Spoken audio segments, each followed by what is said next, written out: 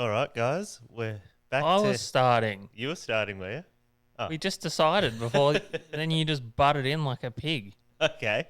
Welcome to our 10 show anniversary. Anniversary, is it? We've made it all, anniversary. Okay. We've made it all the way to 10 shows. Yep. So we're going to do a best of episode. A best of. It's going to go for 3 minutes. 3 minutes best of. Yep. What kind of best ofs are you talking about here? Over our 10 show history. Oh, very good. Yeah. No, that's just a joke. We're not really doing that, Adrian. I didn't think so. You don't have to take everything so seriously. That actually sounded quite lame. Yeah. Yeah. We're only 10 episodes in, Dave. I know. And if lame's what you're after, stick around. No, it'll be good. Alrighty, so let's get into proceedings.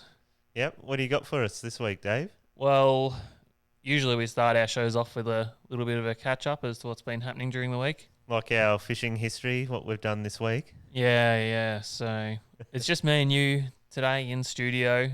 Yep. Everyone else is off doing stuff. Joseph's selling houses and everyone else we asked was doing various things.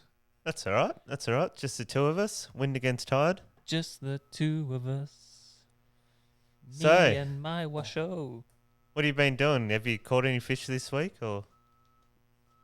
What have you been doing? I'm just going to pretend you didn't ask me that question. Okay. Well, I've been not fishing. No, I went fishing yesterday, actually. Did ya? Yep. I've striked out. 3 strikes and I'm out. Oh, I've missed no. on the snapper 3 times this season, and that's me done. You're banned from Yep. the port. Yeah, I'm banned. You may no longer grace her waters. Well, yeah, the snapper fishing has been quite difficult in Western Port It's shit. of recent. Shit, you're just going straight out like that. Just bang. It started off, like the season started off as a cracker early September, and we'll catching some quality fish. So I don't know what's going on here. I don't know. I've been blaming water temperatures, fresh water, every excuse I can come up with, barometers, weather systems. But now I'm starting to think that Not enough fuel in the boat. Yeah. When was that an issue? Oh, that was tuna fishing. That wasn't snapper. Yeah. But now I'm just starting to think maybe there's not that many fish come into the port for some reason this year. We've just caught them all over the years, and they've just decided that there's no more left. Yeah, I don't know. It's like some people are having grass little sessions when like everything lines up. Yep. But this time of year, if I said to you, when should I go snapper fishing in Western Port? What would you say? I'd say late November, early December. Cannot miss, can you? No way. Like, I don't know, years ago when we started fishing together, 2015, 16 or whenever it was, we were catching like 20 fish a tide on some of those marks, and now we're catching like 1 or none. Yeah. So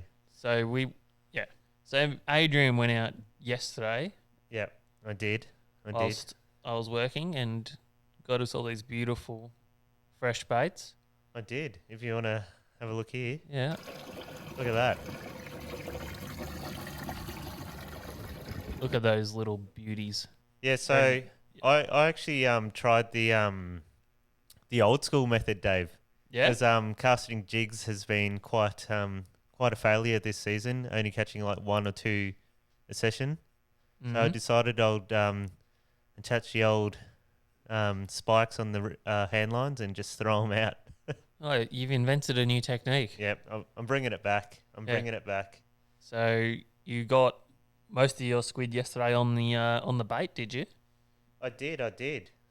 I'm just trying to find a quick little clip here for the viewers here. Oh yeah. So. Oh yeah, as you can see, I just shoved the whiting on there. Good enough. And yeah, I just basically said good enough because it's frozen. It was really hard to push through. And yeah, you just set your thing. Set your float stopper. Yep. You just set it to the depth you want. Are we doing a how to catch squid right now? Well, I didn't mean for this video to prolong this long, I guess. It's just... To prolong this long? Yeah, basically. And you just do the slingshot cast, and it's casted out. Like a cowboy. You were quite impressed with that. what do you call it, lasso cast. Remember that time you and Brendan went squid fishing at Mornington? Yes. And I think my squid rod had broken. Yeah. And you two had rods and reels, and I literally had a spool of 20-pound leader in my pocket, and I tied a jig to the end of it. No, I actually was that Mornington, or was that the first time Brendan bought Tilly? No, it was at Mornington. I also did it that time too. Yeah, that was so funny. And at Mornington, I got my bag of squid and caught more than both of you with your fancy rods and reels, and I literally had a spool of line in my pocket. I was hand lining them all. So you don't need all the fancy gear all the time. No. And you've gone back to so yesterday you went back to basics with your hand lines. I did find some more footage here quickly, so I don't know if you want to see it here. Of course I don't. So you're hooked up. Yeah, the float's down, as you can see there. I don't know if you can see it there somewhere. And it's actually peeling line out of my hands right now. You are kidding me. Jesus, he's pulling some string. Look at this. You can't see it because it's just Must mono. be a good one. Oh my god. I'm gonna run out of line soon.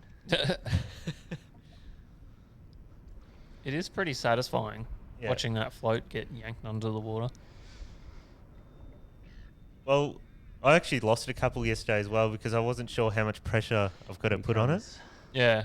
So then I started fighting it quite lightly, so I didn't know how big the fish was at the end, or the squid, whatever you want to call it. So did you rip some tentacles? No, I just ripped the whole squid off. Come on, come to me. The other day when I was out, I caught, I got 2 squid and a tentacle. Yep. So you basically caught when they're on the 21 tentacles. Yeah. Oh, look at this one. This one's on the candle as well. I'm playing it easy here. It's always scary. Oh shit! I thought you said it was big. I got caught on the Well, I wasn't sure if this one was the big one or another one. It's just the first footage I found on the GoPro. No, actually, he's not bad. big trailer ink, lovely. And I gotcha. Neck grab. Oh yeah, everyone loves. Point him a good away neck from grab. the boat. And into the chamber of death. Yep, basically. So that's that was my satisfying trip for the day yesterday, and then on such a high there, and then I basically failed on the snapper with you. You came out, and we actually I don't know if we went snapper fishing. We just went barbecuing, didn't we? Yeah, well, you came in from your squid trip and put your boat away. Yep.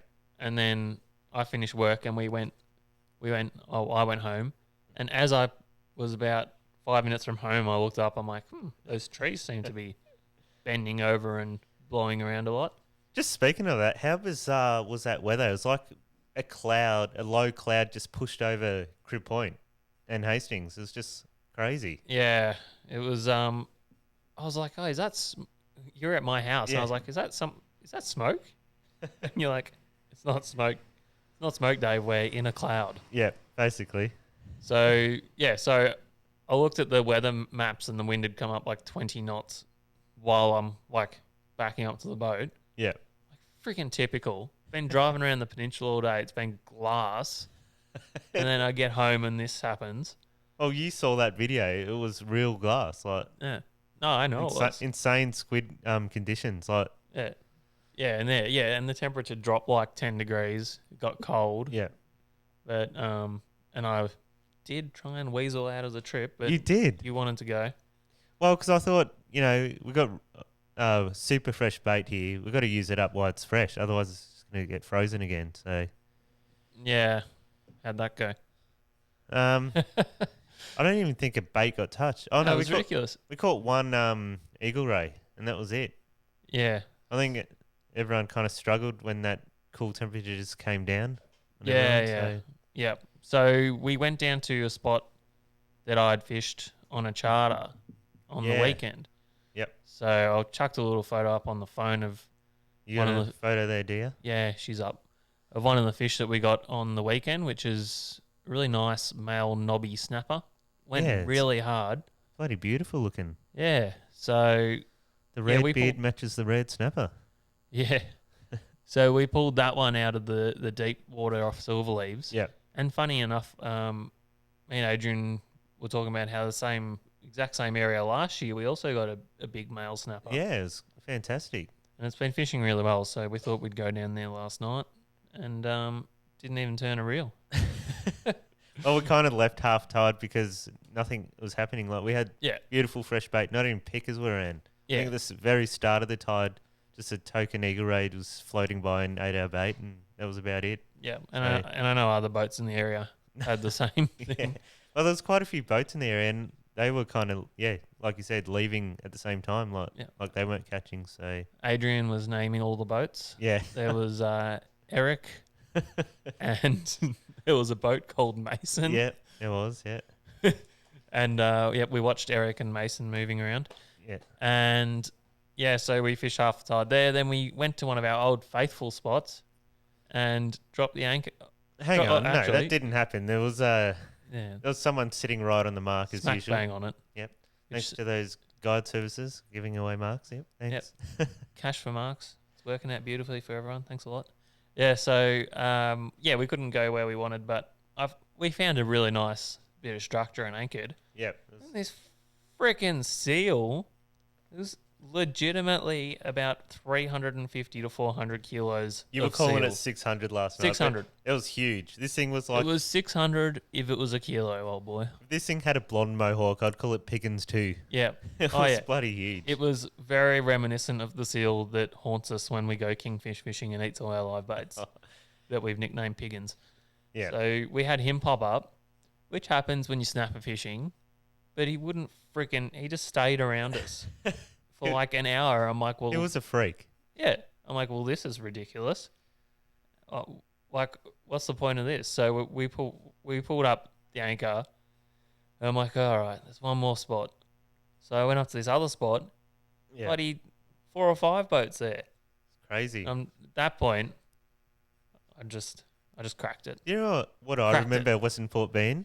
Everyone used to just fish like 1 or 2 spots like Joe's Island and basically the runway, like Hastings Channel, basically. And that was it. Yeah. And now everyone's fishing all these unique little, I guess, little areas where there's snapper now. So yeah, I know. Yeah. So you can't get on those marks anymore. There's heaps of boats on them. But anyway. How dare they? How dare they try and do the exact same thing we're doing? So anyway, So the barbecue was good. Chops, sausages. Bloody ripper. Yeah, we just rubbed some salt and oregano into the chops and grilled them up. They were beautiful. And then all downhill from there with the back at the ramp, and we got harassed by police as well.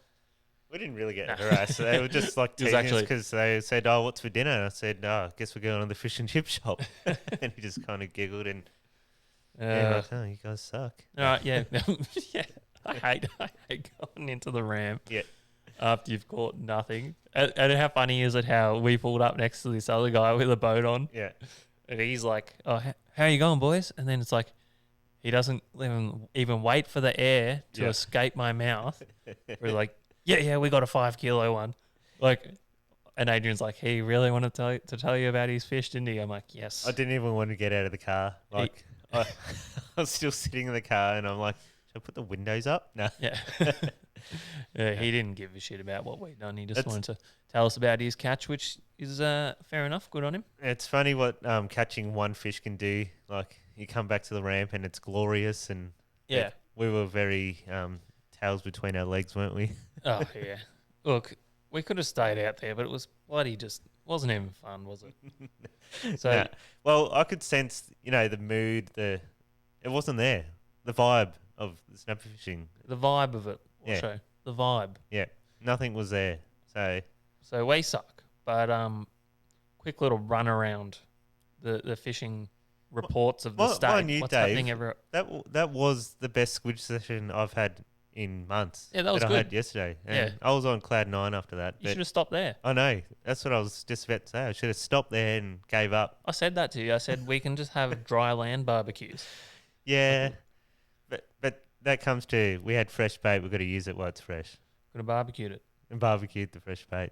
Squid. Yum. That is good.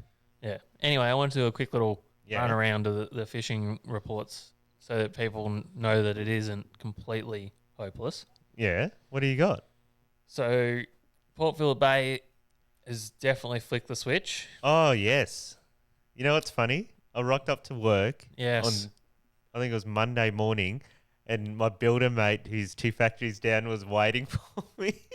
I went in my office, and he's like, knock, knock, knock on Got my something factory to door. tell you. It's like, what's going on? What's going on? Like, he's just work. Oh, you been fishing? Nah, not really. And he's like, yeah, we got a 10.5 kilo on the weekend. Yeah. Yep.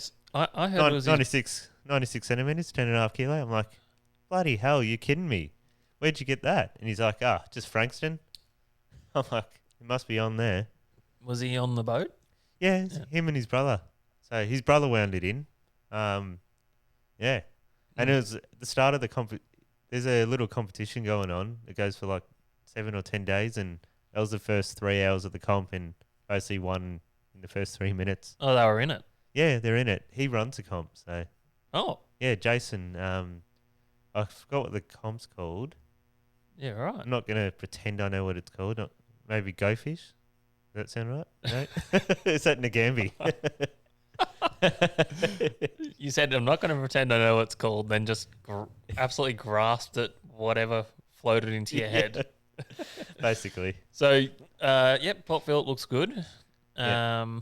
We might even duck out there soon. Something Yeah. different. Well, I've got the every soft plastic bait and every jig head you can think of, so I'm ready to go. Yeah, it sounds like something different. Yeah. Welsh pool. Yes, Welshie. Plenty of really big snapper coming from there. Yes. Particularly probably 2 to 3 weeks ago, there was a bit of a flurry. Well, speaking of that, good mate Rodney got a 20-pounder there. He did. Yep. So He did. congratulations, Rodney. Good work, Rodney. Did Rodney get it or did Nico? No, Rodney was by himself. Oh. I said to him, because he called me when he got it, I said, get a picture with Nick holding it so the fish looks like mega big. Yeah. And so he did. And he sent that picture through. It was a real fat one, wasn't it? Because wasn't it like 88 centimetres? Yeah, something like that. That's crazy for So that that fish behind you is 88 centimetres. I know. That's what I'm saying. When you catch an 88 centimetre at 7 point whatever that was. Same thing happened at Welsh Pool a couple of years ago to us as well. I think it was like 89 or 90 centimetres and went 7.5 kilo. Yep. Ridiculous. Yeah. All right. Continuing on our whip around. Yep. Offshore. Mako sharks. Oh, yes. So. Some big dogs. BDs. Yeah, the weather's been crap. So there's been barely any offshore days, but one of the local Hastings guys went out and they got a 130 odd kilo Mako shark offshore. I heard it ate his hand as well. Is that right? Wow, I believe he went straight to the emergency room because he's I don't think it ate his hand. I think his hand was between the shark and the boat. Oh, okay. And the shark went crazy and basically popped his hand open. Those sharks are crazy when you get them on the deck. Mm. Like, you actually got to knock them out before you pull them on the boat, I reckon. Oh, definitely. I think it wasn't in the boat. It was on the... Well, one time me and Scott went Mako fishing off Inverloch, and the fish was like maybe 20, 30 kilos. And I think I just gaffed it and put it on the deck. I'm like, I'll be right. It's pretty placid on the gaff. And then as soon as I put it on the deck, it went absolutely psycho. Like, me and Scott are like feet on the seats, just like getting away from it. I'm like, never again am I doing that. Yeah. The thing's got to be like dead before it comes on the boat. Oh, yeah. Well, actually, that reminds me, our good mate Reese Kennedy did the same thing as you, pulled a live one on the boat. And I've seen the trackies he was wearing at the time. And there's a shark, there's a Mako shark bite-sized missing bit of material on his trackies. What? On his trackies? It ate his pants? It was so close to his leg that it bit a hole through his pants. Man, that is scary and also very lucky and funny. Classic Reese. Yeah, when I was like early 20s, I lived for Mako shark fishing. Yeah. Like that was what I did. And I've seen some pretty crazy stuff. We've had a few over like 200 kilo. Yeah, right. And one particular encounter was me and Brendan and Greg Gopal went out. The Goats. The Goat Man.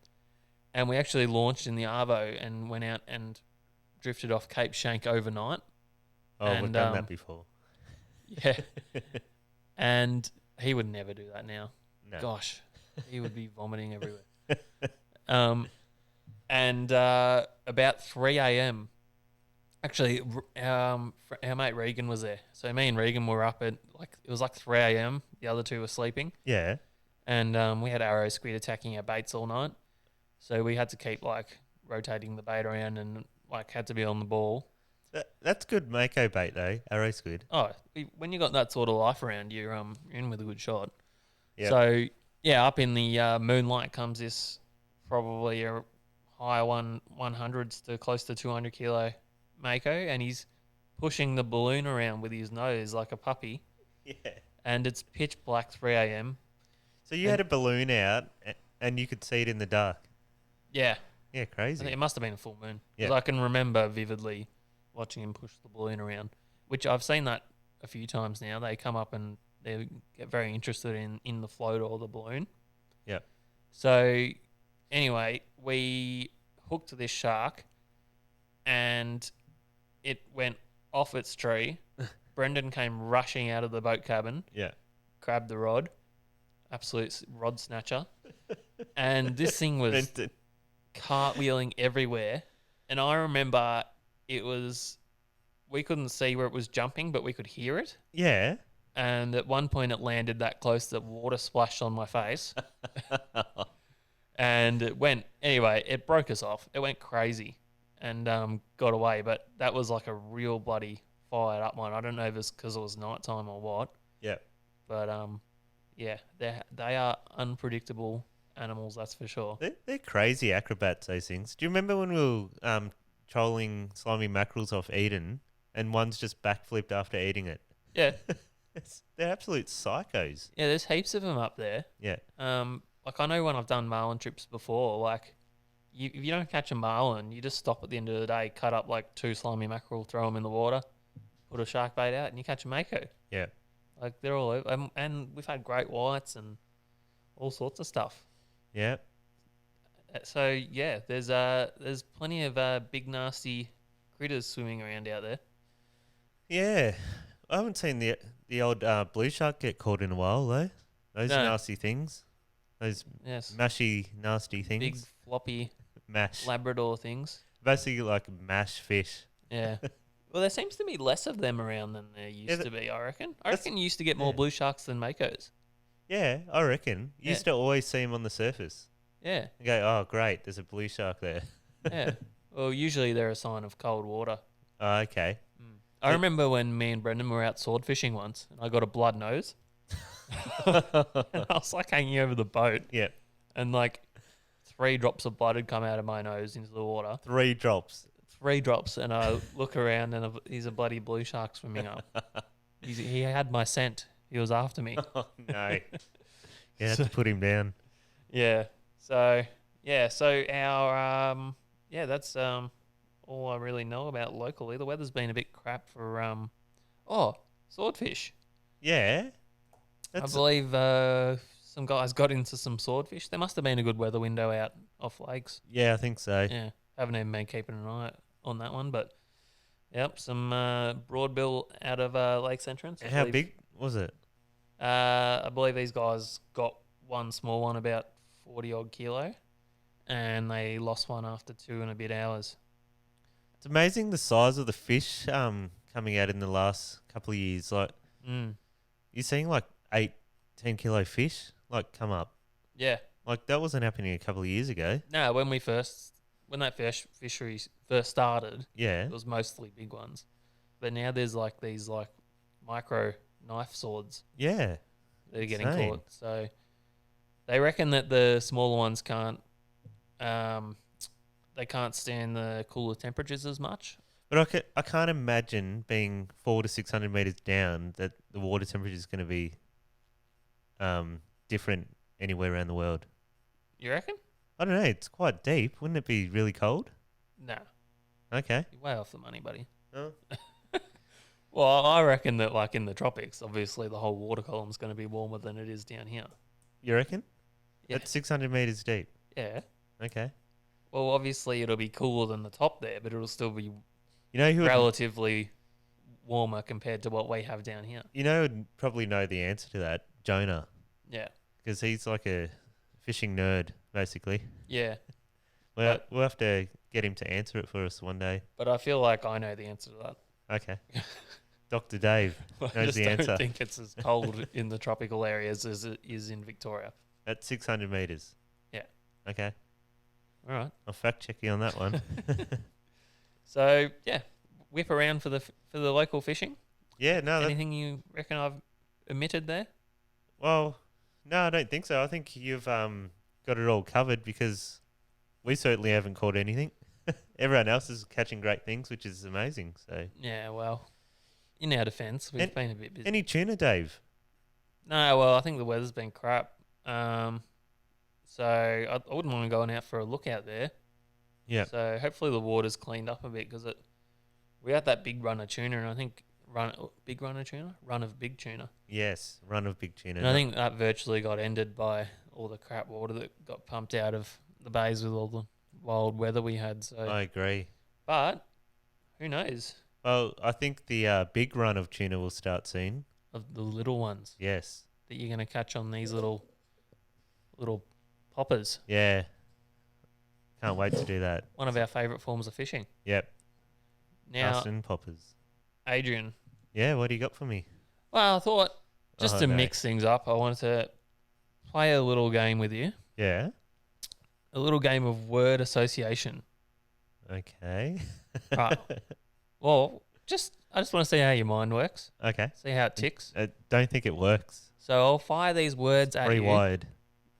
Yeah. Yeah. So I'll fire these words at you, and then you need to give me a rapid fire response. Okay. So don't think, just Do. the first thing that comes to Don't mind. think do. Don't Okay. think, do. All right. Are you ready? Oh, and I want fishing related answers, by the way. Okay, so it's got to be fishing related. Preferably. Yep. All right. Rough weather. Tuna. Cold. Probably snapper. Because that's the only time we grind and catch them Yep. in the cold. Oh, yeah. And the winter snapper fishing. Yep. All right. Successful. Successful. Oh, swordfish. When you actually catch one, Ah, you feel glory, I guess. I would have just answered not us. Yeah, okay. That's a good one. All right. Delicious. Oh, that's really just thrown.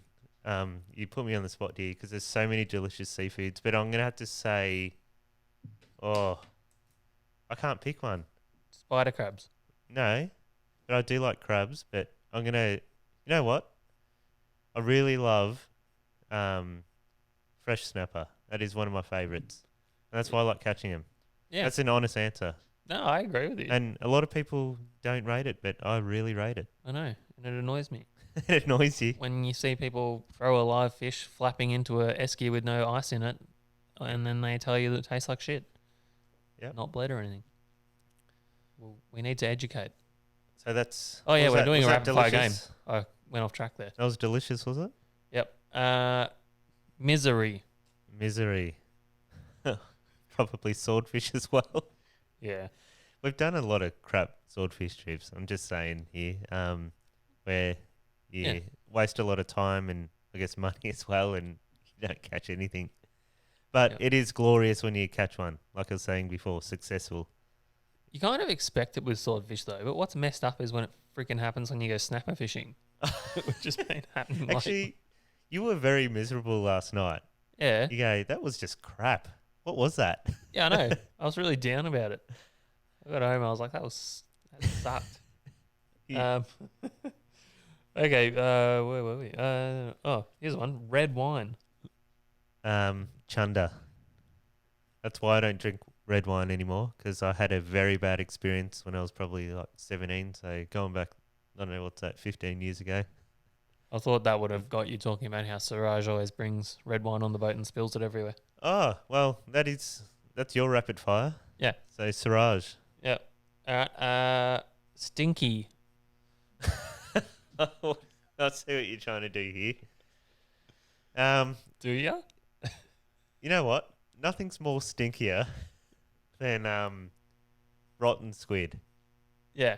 left in a black tinny. Brendan's boat. So he basically catches squid, leaves it in the live bait tank, and forgets about it. I don't know if he forgets about it or he just gets home and goes to sleep. And then you hop in the boat, like in a couple of weeks. You go, I'll just take Brendan's tinny out, and you go, what's that smell? And you lift the thing, and it's just And you you dry reach. Yeah, dry aged squid just stuck to the bottom of the boat. As I was scrubbing my boat last night at like 11 p.m., I actually said to you, Brendan actually has an advantage because he literally fishes up to the point where he goes home. Like if he fishes, goes home, bed. Yes. Whereas like we fish, or I fish. Yeah. Well, I know you clean your boat too, and you get home and you got to friggin' clean the boat. Yeah. And like you dread it, and there's an hour's work there. But the difference between the Eden Craft and my little tinny is I can literally just spray the hose on it and clean the salt off things. If I haven't caught a fish, just quickly, even if I catch it, it goes in the live bait tank. So you just wash that. Yeah. And it literally takes 15 minutes. And then I just push it in my factory, reverse it in the factory, it's done. Yeah. As with your boat, there's a lot of scrubbing. You got to find the ink stains all around the boat. Yeah. Clean them off, and then you find random squid bits stuck to the floor. And then there's putting the cover on so you don't get stacks of leaves rotting on it. And Yeah, it's a process. yeah, so I think that if it was rolled in a factory, it'd probably be a lot easier. Yeah, someone give me a factory. Yes. Anyone? Attached to my house, preferably. Yeah. All right. Expensive. Game fishing. Yeah. Game fishing it's not so much the fishing, it's the travel, the accommodation, and the fuel, I guess. Actually, you say that, but I nearly financially ruined myself a couple of months ago by going out on my own. And was that game fishing? Yeah. But I'm saying I didn't. It wasn't like a trip away. It was like local, and it still costs, especially if you go on your own. Yeah, but the difference with local fishing and going away, I guess you're doing 7 days straight when you're away. Oh, I wish. Yeah, Usually but- I drive for a day, fish for a day, go home. But when you plan them properly, you fish like 4 to 7 days. Like, do you remember when we went to JB? That was like 4 days of fishing. Oh, That was beautiful. good. I wish I could do that again. I love being able to. Yeah, I'd love to be able to do that. Yeah. And that's why I've chosen game fishing as expensive, because it all adds up over a couple of days of fuel and accommodation and pub meals and. Yep. But you don't do it to count your pennies. You do it because you love it. Yeah, That's. but yeah, it's a bit depressing. Yeah. When you don't catch anything. All right. I've written expensive twice here. I must have really wanted to ask you that one. Okay. Big. Oh, what is big? Mm. I don't know. Whales. Yeah. We said it at the same time. Whales. Yeah. Yep. All Okay. right, well, you say some big bass. All right. Last one. Exciting. Marlin. Marlin is, probably the most exciting fishing you can probably do. Yeah. It's very visual. They're acrobatic. And when you have them inside the boat, they just like glisten and glow and all the colours come out and they're just amazing. Yeah. I figured most of those responses, I sort of figured that's what you'd go with. Yeah. But there was a couple of interesting ones there. So Yeah. Okay. Really good to get all the insight into the inner workings of Adrian. Very good. So was that just a rapid fire of me? Because you probably already had premeditated answers, so I'm not going to ask you. Wow. Yeah. I don't think you need to run through the same ones again, do you? You can get me next week. Exactly. Yep. Good one. Cricket chat. I hear Smeeve Stiff is the new captain. All the big news this week. Sexting scandals from 4 years ago that's for some reason have now come up recently. Well, it makes sense. Steve Smith's ready to be captain. He's seeded the idea that Tim Payne sent a penis pic, and now he's put his hand up to be captain between him and Cummins, I think. You reckon it was Steve Smith? Smeeve Stiff. I reckon it was Steve Smith, actually, that he was texting. It's a apparently long he's con. a Tasmanian Cricket Australia associate, Yeah, was it? that's And what. now she lives in China or something. That's what they say. Yeah. It could have been a long con from Steve Smith. He Well- premeditated the fact that he would get Done. in So trouble. this is before the South African saga. Yeah. He's already seeded the idea back then, like Inception. Yeah. He's incepted the idea in someone's dream all those years ago. He's worked out that bloody Tim Payne's going to take over, and he's like, all right, I want him to take over, but I need a way to get him out of there when I'm ready to come back to the captaincy. Mind you, who was the captain of the T20? Was that Finch, was it? Finchy. Yeah, so we didn't even talk about that, but yeah, they won the first T20. Yeah. Steve Smith was part of that team. So was Warner. Good on him. So Davey Warner. Yep. Who I was a bit off, but he's I think finally everyone come good. I think everyone was off him before the World Cup because he hadn't done much. And then he became man of the tournament. He's he sure showed us. And Marsh too. That's another surprise. I've always actually been on Mitch Marsh. You've been against him because everyone was against him. No, I've actually always thought he had great potential. Okay. I just got a bit frustrated when his brother got continually picked. In the Sean was actually pretty. I thought he was better than Mitch. They're both. Look, There was they're both better than we are. There was a time where they both scored test tons, and they're both at the crease. Yeah. And that was the best thing I think they'd done together. And then I think they both got dropped after that because they did not a lot. So I don't know how we got onto cricket chat. I just randomly threw that in there.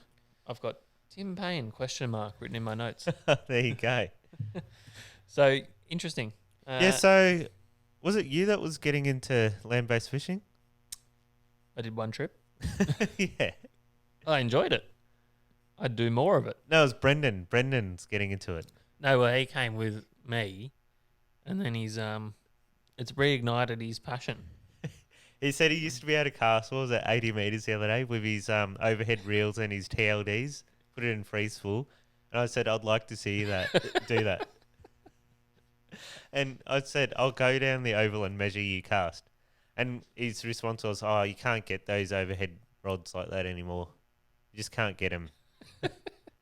So Well, there's guys that like do competition casting as like their hobby. Yeah. And they cast, I reckon, definitely over 200 meters. I'm saying some up towards 300. have you seen those guys do it? It's like they're doing like hammer throw or discus for the Olympics. They're And pirouetting. yeah. Could you imagine like just rocking up to a jetty and dancing around like that and flinging a bait? Well, I can imagine doing it because you watch Eggy fishermen and they have the most insane styles and techniques. You're like, what the hell was that? Yeah. What is that lure even doing down there?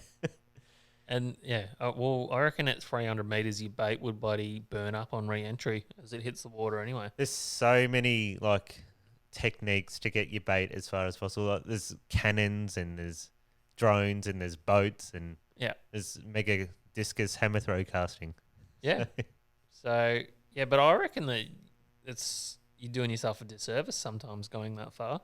You reckon? A lot of the time, the fish are in quite close. Like at this spot we were fishing the other day, with Suraj, it's like a sandy patch and then rocks, and the fish are cruising along the rocks, picking off food. So you don't want to go too far off into the sand. Yeah, well, where you went the other day with him, he actually caught again this week, didn't he? Yeah, he got 2 or 3. Got a picture of any snapper or no? Um, I got a soundboard from him. I think it was like this. Yeah. King Kong, Donkey Kong. That's basically what he said when he was winding that fish in or watching his mate wind it in. right, so that was a part of a very funny video he sent me. Yeah. Which I'm not going to play because it's his spot and it's kind of really obvious where it is in that, and I don't want to. Yeah, that's all right. Here's a photo of him. Oh, wow. So that's him and his mate drinking drinking red wine. That's 19 grams, I believe. That is isn't it? a good fish. Was Yeah. that like one of those snatcher things? In its mouth? Yeah, he made them at home. Oh, so was he very made his own excited. flies Yeah. and he caught a fish on his own fly. Yeah. That is like a fisherman's like dream to catch a fish on something that you actually make, I guess. Yeah. So how's this though? He asked me, he said, okay, Captain. He gave me a guessing game and asked me how big exactly that fish was. Do you want to have a guess? Yeah, I'll have a guess. Can I see the photo again? Yeah, go. Okay, so he's got some wrist tail, and knowing Siraj, he doesn't, I guess, put mayo in anything. He tells it as it is. Mm-hmm. I'm going to say that probably looks about 82 centimetres, so I'm going to say 6.1 kilo. Oh, wow, you've gone overboard. Oh, sorry. Or I no. guessed 76. And he said, that is correct. 76, so the thing would have been about 5.2 kilo. Maybe, yeah, between 5, yeah, around that, yeah. Yeah, okay. So, pretty good. I think he's doing better than we have been. We need to go land basing. Yeah, right. So I was way off. So he's 76, and I said 82, did I? Yeah, so he got you. Yep, you got me. Well done, Siraj. So why'd you bring up land-based fishing? Are you getting into it? No, Brendan was getting into it. I thought it was you, but yeah, so Brendan's going out and buying land-based stuff. But the thing is, the last few times I've seen him go land-based fishing, he still loads up the boat, puts all his gear in it, and drives the boat on the water to his land-based location. Yeah, well, that was actually my idea last time, to be honest. Oh, was it? But the last time we went horrible. land-based fishing, I guess, was in the Whitsundays. Yeah. And we also drove the boat. Oh, we had to. Yeah. It's the only way to get in there. Exactly. Yeah. But we anchored up just off the rocks and tied a rope onshore so we could pull the boat back in, and the current kept it out. Yeah. And it went well. Yeah, it went well. But I do remember the anchor snapping, and I think we were fishing for queenfish at the time, and I think it was Kieran or Tom. Yeah, your brother came. The boat's against the rocks. I'm like, where is the boat? Yeah.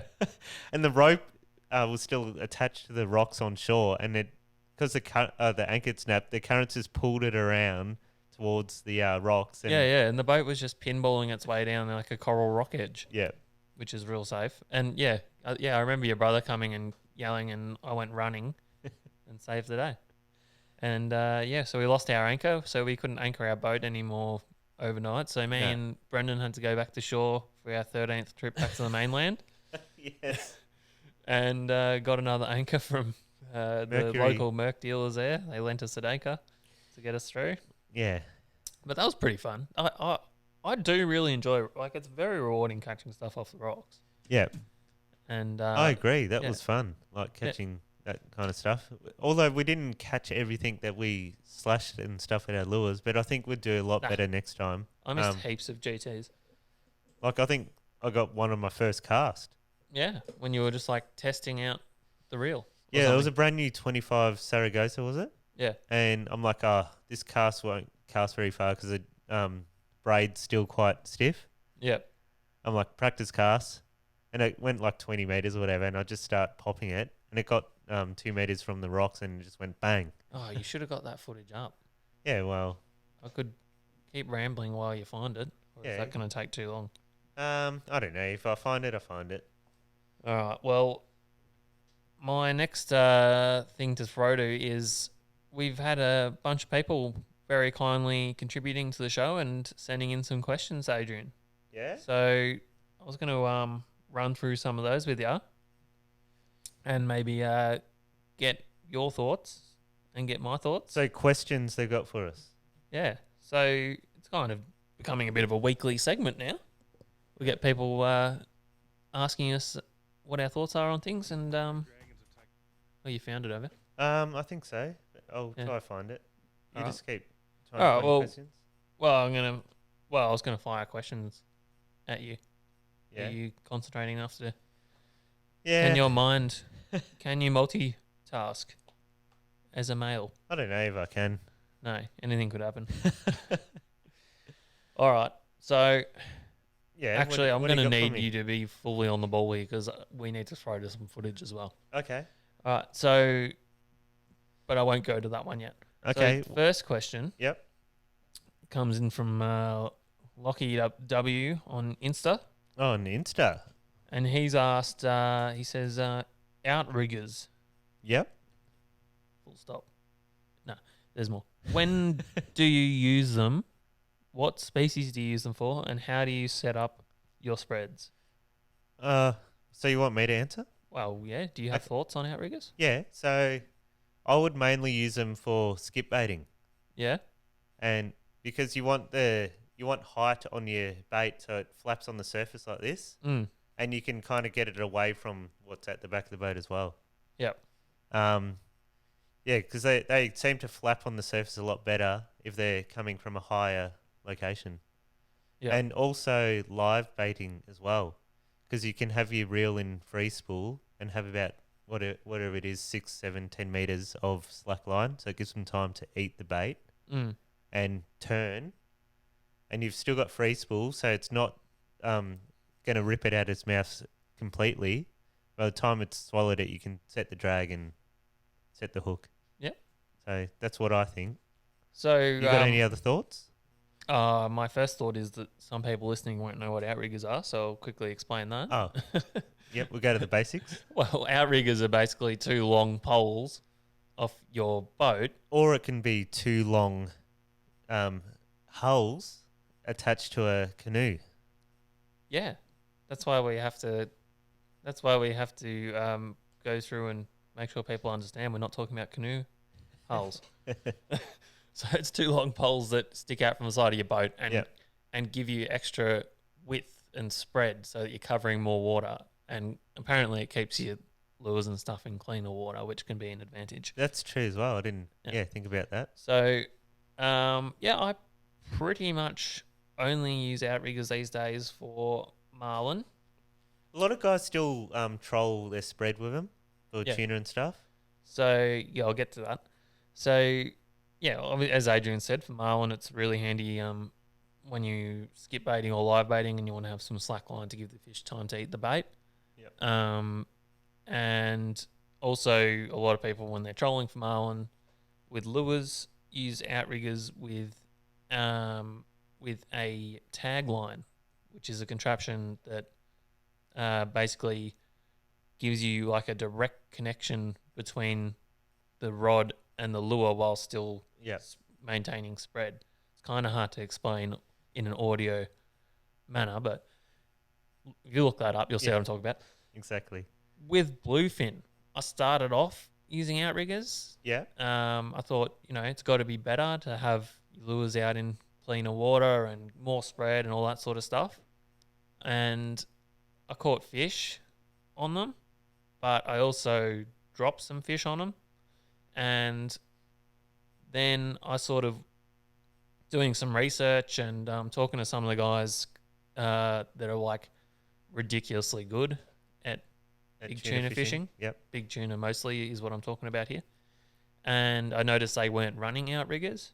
Yeah, interesting. And the reasoning behind that is without the outriggers when you're tuna fishing, your lures are running in like a bit more of a tighter pack, which sort of helps mimic a bait school a little bit. The other good thing about it is that you have a 100% direct connection between the rod and the lure. So as soon as the fish hits the lure, you've got full pressure, and your hookup rate should be up there. I agree with that. Especially with lure fishing, you want that hook to hit in hard, and as soon as it hits it, you want it to go rip it right through the bone or whatever. Yeah, I think a lot of people run their reels too far back on strike when they're trolling, and that's why people are pulling hooks, because you're not punching the hook in straight away, and you end up losing the fish down the track a little bit in the fight. But anyway, so I changed from outriggers to just rod riggers. Yep. So just having the rod angled in the boat. Yeah. And I found zero decrease in hookup.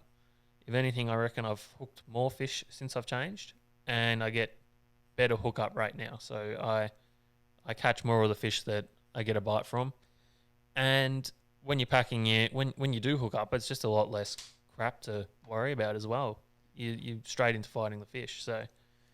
So yeah, basically just marlin fishing is what we use our outriggers for now. Well, you've explained that well. Yeah. People use outriggers for freshwater as well, I think, don't they? For trolling and stuff. To keep their spread out wider so they can troll more lures. I mean, they could. I haven't. I think they do. People use downriggers. Yeah, and also more to keep their so they can run more lures on their boat. Yeah, because it obviously makes it wider. So I thought they were just for holding flags when you go marlin fishing, yes. so you can show off to the world how many fish you've released. That reminds me. One day out at Eden, we had no flags or a flagpole, so Dave had red undies. we made him take his undies off, and we tied it to a rod and just wound it up on the rod. We actually did a little skit where I pulled the undies out from my pants without taking my pants off. Remember that? Yeah, that was hilarious. Oh, I had a photo of that. Brendan made me take the photo down. Yeah. Yeah, so that was funny. So next question comes in from Jonah, regular contributor Jonah. Fisheries Officer Our Jonah biggest here. fan. He bloody loves us. Yeah. All right, so what is the most unusual / strange / rare fish you have caught? That's what he's asked. Who, me? I haven't caught many rare fish, but I can probably think of some strange looking fish that we caught that probably a lot of people catch. The old dragon snapper. Dragon snapper. That's another word for it, but the Sergeant Baker. Oh, that's what you've gone with. Well, I think they're unique because I haven't caught one in ages, but there was one day we were out there and we caught like a whole handful, and I think they're called a lizardfish, aren't they, or something? Or I'm just coming up with names now. I don't know. I just know that apparently they're full of bones and they're not good to eat. Yeah. All right. Well, that's what you've gone with. I haven't really caught many unique stuff. I'm more of a common. You're a common mainstreamer. guy. Yeah. You know, like snapper, mulloway. Well, two come to mind for me. Yeah. What do you got? So the first one would be a butterfly mackerel. Oh, a butterfly mackerel. Or some people know it as a butterfly tuna. Yeah. So back in 2014, we had our bar crusher down in Tassie because we'd had it down there chasing tuna and swordfish. And it came time to pick the boat up to bring it back home for snapper season. Yep. So I booked the Spirit of Tassie for like late August. And I was like, oh, well, it's out of season. There's supposedly nothing happening down there, but I'm going to go down there and give myself a couple of days and go fishing, go for a troll. You never know. And Brendan came, Reese Kennedy, our mate Reese, and Finn Wing, a little Finn Winger. Yep, he's a real big hero now, but back then he was a little wiener boy. You know what? I think I've got footage here. Yeah. You can probably find it. There it is.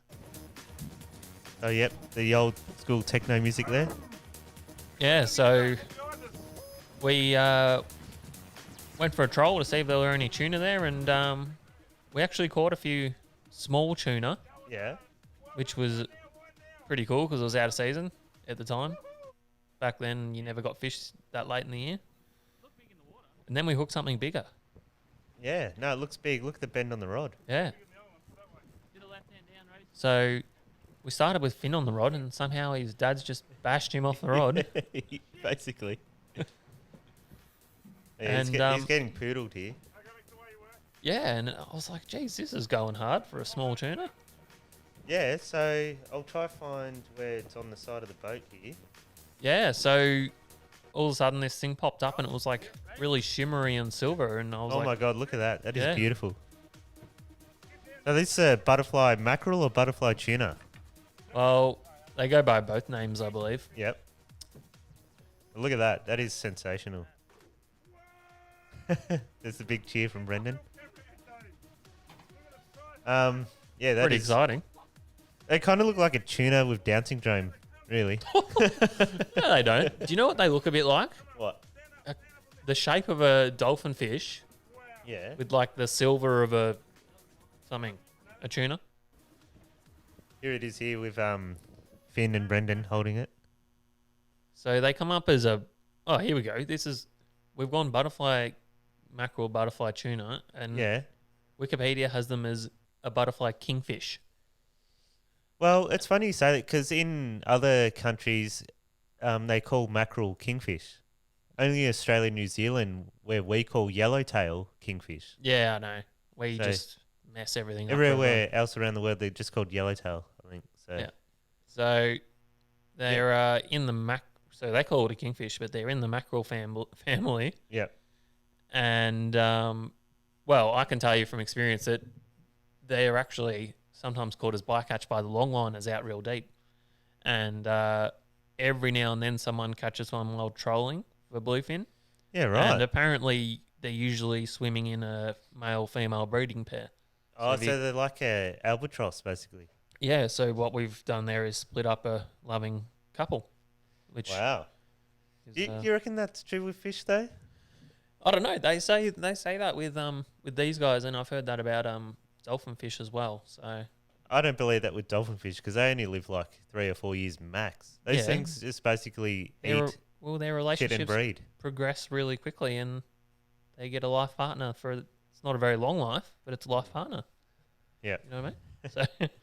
So yeah, that was really unusual. So you've got more than one unusual thing. Well, at the time that was a bit disappointing because I was hoping it was a big tuna, but now I'm like, well, that was actually awesome. Yeah, and I know other game fishermen down there in Tassie and throughout the world would be really keen to catch something like that and haven't had the success yet. So basically, the two fish that partner with other fish for life, you can catch off Portland by accident. yeah, The mahi-mahi and the I'm sure there's more than two. But the butterpig. Yep. So yeah, so that's my first one of two. Yep. Second one is a fish called an opah or a moonfish. Oh, the old moonfish. Have you heard of these? Hawaiian moonfish, I have. Yeah, so these are they're a bloody beautiful fish. So yep. I got footage here. Yeah. So this is actually a swordfish trip, one of our early swordfish trips. And actually, there'd been a really good marlin bite. This is off Lake's Entrance at the rigs. And we went marlin fishing for the morning, and then we went off to do a drop for a sword. And last drop of the day, we were actually winding the bait up, and we hooked up. There's Dave. He knew it was an opah. He's such a fishing nerd. Yeah, no. No one else knew what it was. Look at it. They are insanely looking fish. I said that about the butterfly mackerel, but look at this thing. You go, what the hell is that? They're both up there. So apparently these guys breed in pairs, and once you catch one, its partners out. He's such a liar. So Dave's just basically describing every fish as the same. So this is actually, we caught him on a really fresh arrow squid that we'd caught at the oil rigs after we'd finished our marlin fishing. We dropped down and caught some fresh arrow squid. I rigged it straight up. We put it down for a swordfish. Yep. That's what this guy ate. Oh, that was beautiful when its head popped up. I've got some epic photos of this fish on my SLR. But yeah, so we did release it, but everyone continually tells me, and I see videos on the internet about how amazing eating they are. Yeah, right. But no regrets letting it go. That is one beautiful looking fish. Yeah, it's pretty good. That's probably why. Did they release well? He swam off all right. Okay. After he'd been held for glory photos and dropped on the floor of the boat. Yeah, so that's the opah. Yeah. So I don't know if there's a photo of someone holding it. He's pretty big too. Probably about 20, 30 kilo.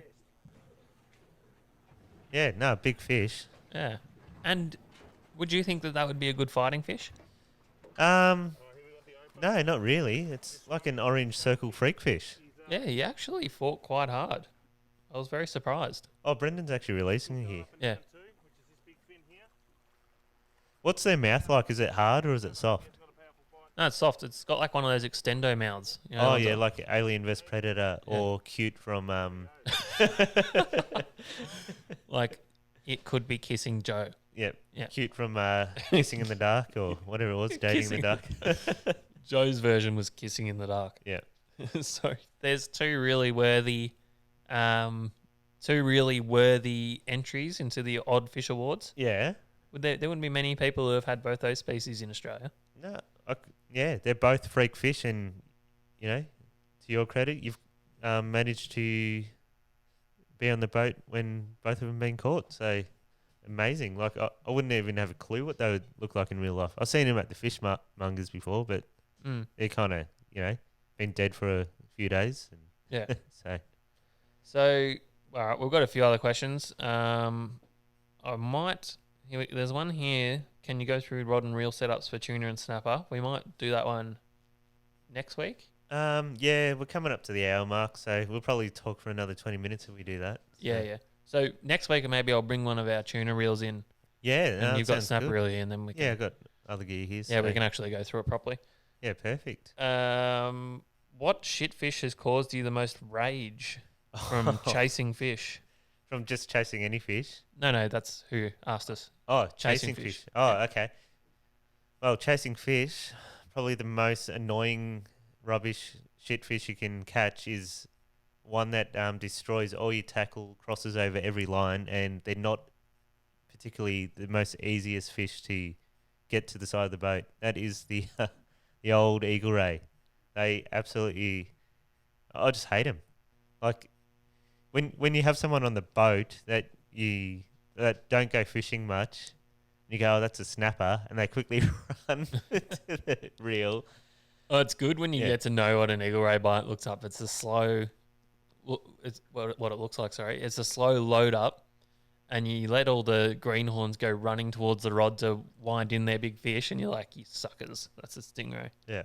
So yeah, I'd probably agree with you there. I thought you would have said gummy shark, but no, because they're not that hard to wind in. Eagle rays, they're just probably the toughest fighting thing in Western Port. Yeah. Hands down. Nothing gets close to that. If it was just on fighting merit, you'd actually really enjoy catching them. If they popped up and they were like a cool looking fish, they'd be the best. The thing is, like, you don't just catch one when you have one on. Like, you'll keep catching them throughout the tide, and you'll be retying hooks, and it's not just the rod they're on that you're retying. You're retying the stuff that they've crossed over, and that's why I hate them.